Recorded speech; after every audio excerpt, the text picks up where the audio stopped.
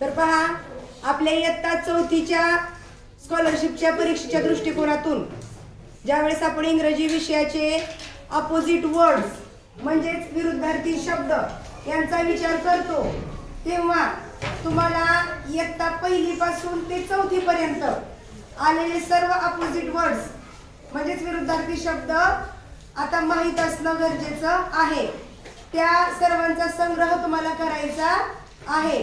उदाहरणादाखल इथे काही शब्द मी तुम्हाला दिलेले आहेत.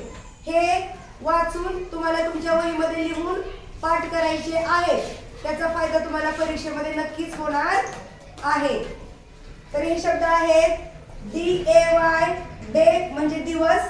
त्याच्या विरुद्धार्थी असणार आहे NIGHT, नाईट म्हणजे रात्र. HOT, हॉट म्हणजे गरम. त्याच्या विरुद्ध आहे COLD, कोल्ड म्हणजे थंड. PULL, पुल म्हणजे ओढणे. त्याच्या अपोजिट आहे PUSH, पुश म्हणजे ढकलणे. HARD, हार्ड म्हणजे कठीण. त्याचा अपोजिट आहे SOFT, सॉफ्ट म्हणजे मऊ. EAST, ईस्ट म्हणजे पूर्व दिशा. आणि त्याच्या अपोजिट आहे WEST, वेस्ट म्हणजे पश्चिम. WET, वेट म्हणजे ओला, पाण्याने ओला झालेला कपडा, त्याला आपण म्हणतो वेट क्लॉथ.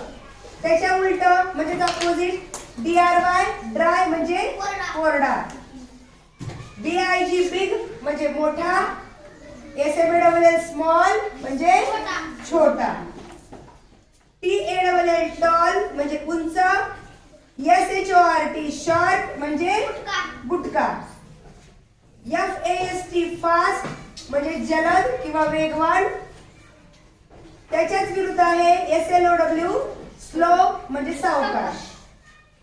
OPEN, ओपन म्हणजे उघडणे. त्याच्या विरुद्ध आहे CLOSE, क्लोज म्हणजे बंद करणे.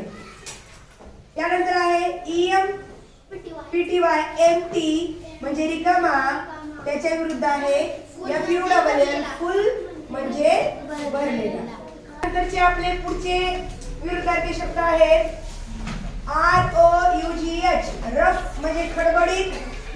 त्याचा अपोजिट आहे SMOOTH, स्मूथ म्हणजे मऊ. CLEAN, क्लीन म्हणजे स्वच्छ. त्याच्या अपोजिट असणार आहे DIRTY, डर्टी म्हणजे घाणेरडा.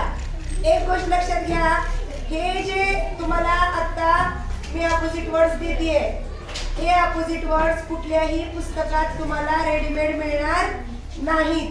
परंतु हे अपोजिट वर्ड्स जर तुमचे पाठ असतील तर इयत्ता चौथीच्या आपल्या स्कॉलरशिपच्या परीक्षेमधल्या अपोजिट वर्ड्स वर पडणाऱ्या प्रश्नांबद्दल तुम्हाला कुठलीही अडचण येणार नाही. त्यामुळे हे अपोजिट वर्ड्स तुम्हाला वहीत लिहून घेऊन पाठ करायचे आहे. आपला पुढचा अपोजिट वर्ड आहे RIPE, राईप म्हणजे पिकलेला. त्याच्या विरुद्ध आहे RAW, रॉ म्हणजे कच्चा. त्याचबरोबर FRESH, फ्रेश म्हणजे ताजा. त्याच्या अपोजिट आहे STALE, स्टेल म्हणजे शिळा.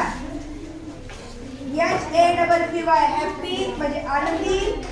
त्याच्या अपोजिट आहे SAD, सॅड म्हणजे दुःखी.